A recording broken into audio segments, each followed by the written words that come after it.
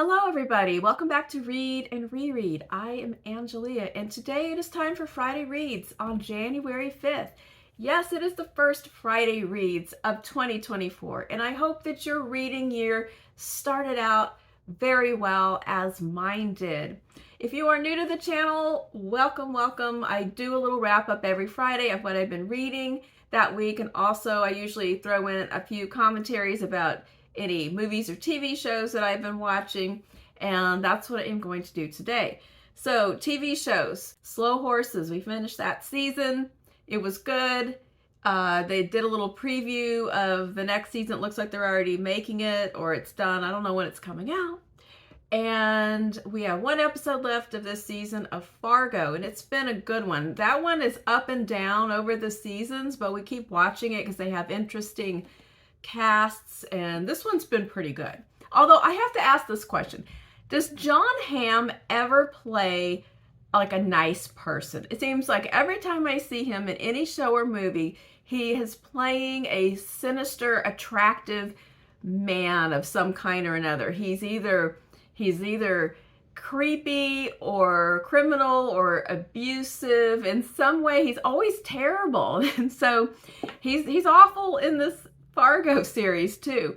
And he's actually kind of reminding me of his character that he had on Unbreakable Kimmy Schmidt, when he was the guy who kept the women down in the bunker. But anyway, I've never seen him in anything where they didn't just play off of his attractiveness and his, that first impression of charisma, and then, but in a dark avenue. Like, I've never seen him just be a nice person. He's probably a lovely man in real life. I don't know. Anyway, enjoying it. Great part for Juno Temple. And also the guy who plays Steve in Stranger Things has really a good role in this. It's very interesting and different for him. But all right, let's move on. So in the reading world, I got to the end of the week, of the last week of 2023, and I had finished, what did I finish? Erasure, and there was only 1 or 2 days left. And I was at this really good spot where I was putting together my best of the year video. And so I didn't want to start a book that would not finish, or I didn't want to accidentally read something that might upset all my plans by blowing me out of the water at the last minute. So I just squeezed in a little shorty right there at the end, and I read Address Unknown by Kathrine Kressmann Taylor. And honestly, if I hadn't already had my videos all made out, it might have made my runners-up list, because it really was a powerful little novella. And anytime in this year when you were looking for something very short, if it's Shorty September or just some other time, there's a lot of points in the year where this would fit in really well thematically. It's a little epistolary story. It was published in 1938, and it is an epistolary story between two men. They're both art dealers, and they had a partnership gallery in San Francisco. They're both German. One is Jewish.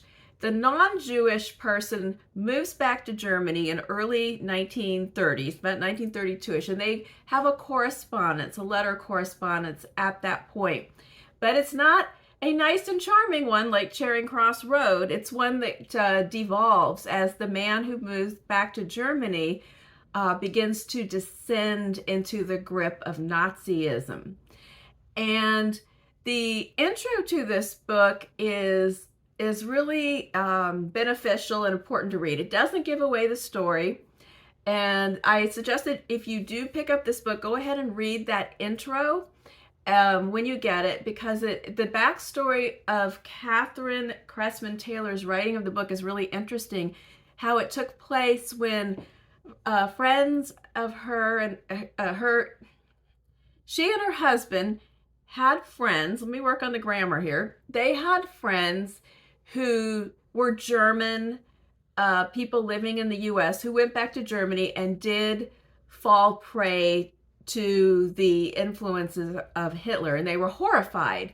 And so she began to think of this story. It was published in 1938, and this part really is super aggravating to me. But so her husband takes it to Story magazine. Her husband is an editor, and Eliot showed it to Story magazine editor Whit Burnett, who immediately wished to publish it. He and Eliot decided the story was, quote, too strong to appear under the name of a woman, end quote, and assigned Kathrine the literary pseudonym Kressmann Taylor, a professional name she accepted and kept for the rest of her life.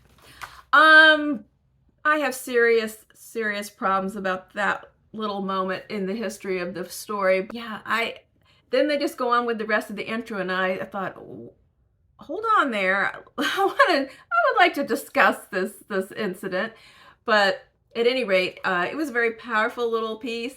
You got to read it all the way through the end, and you have to read it carefully. That's all I'm going to tell you. But I do strongly recommend it. Got to strongly recommend something, right?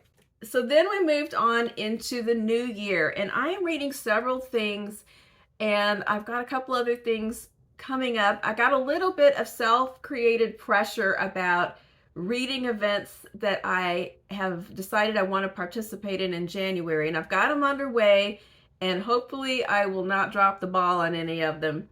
I finished reading The Giver by Lois Lowry. I am reading and discussing this quartet of books that starts with The Giver with Michael Clark, who is, you'll see him in the comments under Book of Dust.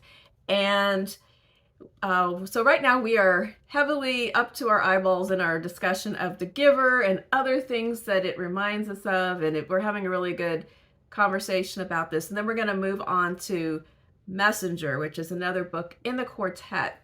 If you've never read The Giver, it is a dystopian novel that was written for maybe upper elementary and middle school children, but it really holds up well as a dystopian novel that an adult can enjoy as well. It's actually very dark and edgy material for kids, which is why it is also frequently banned and challenged. But it is such a good book. You will recognize many features or tropes that appear in a lot of dystopian novels. We have a society where everything is very calm and orderly and peaceful and placid. Everybody has a role. When you are 12 years old, you are assigned your adult role or profession, and you begin to train an apprentice for that. And the protagonist of the story, Jonas, is approaching that 12th birthday and wondering what he is going to be assigned. In this world, your age is important. At every age, there's an age when everyone gets a bicycle. There's an age when everyone gets pockets in their jacket because they are considered mature enough to keep track of their own belongings. And it's all planned out. People are assigned their spouse, and those marriages are basically to provide a stable home to guide children. You are given the child. Some people are birth mothers that actually have the babies, and then you can receive 2 children during your adulthood to raise and guide in your home. They don't have art, culture, books. Everything's just informational learning. Strong emotions are discouraged, and everything is just very kind of flat and placid. So Jonas finds out that he has been selected for a very unusual role. There's only one giver in society. And the giver is an old man who basically lives by himself, and he is the repository of humanity's, all the emotions, all the memories, the joys, the pains, the sorrows, war, love, everything that would be a strong, extreme emotion or memory. He holds it and protects everyone else from experiencing them. And he is going to transmit these to Jonas. But it is a fascinating book, and we're having a great discussion. I'm enjoying having this discussion with Michael where we can talk about it as 2 adult readers and not have to filter it out by the fact that we're sharing it with children. We can just talk about whatever we want to talk about this book, and also in its place in kind of the whole canon of dystopian literature. And so I'm having a good time.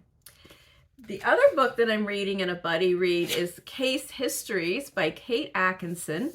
Let's And I'm reading this with Debbie Johnson, and you may have seen our little trail of misconnections where we had so much trouble getting organized with our Voxer, and YouTube was deleting. YouTube was really weird last week. It was deleting comments and remarks, because I know Lindy told me that some comments that she got on videos, like she wasn't notified and she didn't see them, and then she saw mine and some other people's, and so there was something weird going on with comments last week where things were either dropping or not notifying or showing up way after you thought you posted them. So I don't know what happened, but anyway, we are now talking about case histories, and this is another good conversation. This is the first book in the Jackson Brodie series.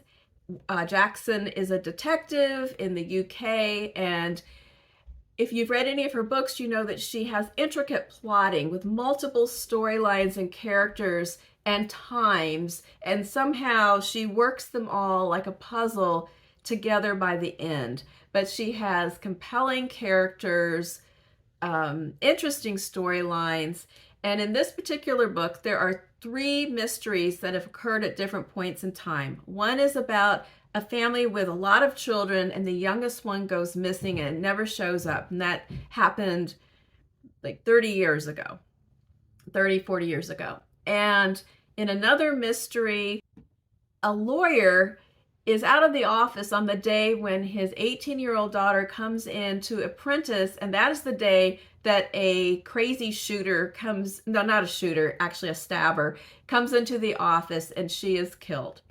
And they've never caught the guy. He got away, and it's never been solved. It's been 10 years, and he hires Jackson.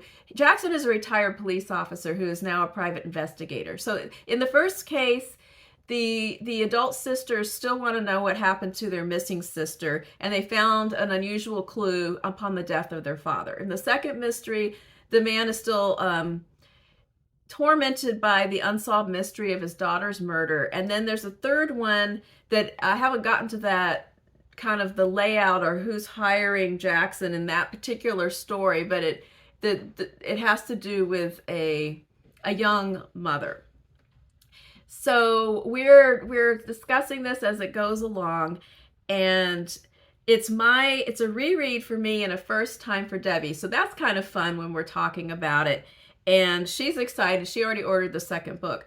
I'm excited because I found out that there is a 6th Jackson Brodie novel coming out later this year. There's not much information. It sounds like it might be a closed room mystery. It's something about being snowed in, and I'm not even going to tell you what other character was mentioned in the description. But if you like these books, take a look. And this is just bolstering my decision to reread these books, because now I'll be ready when it comes out.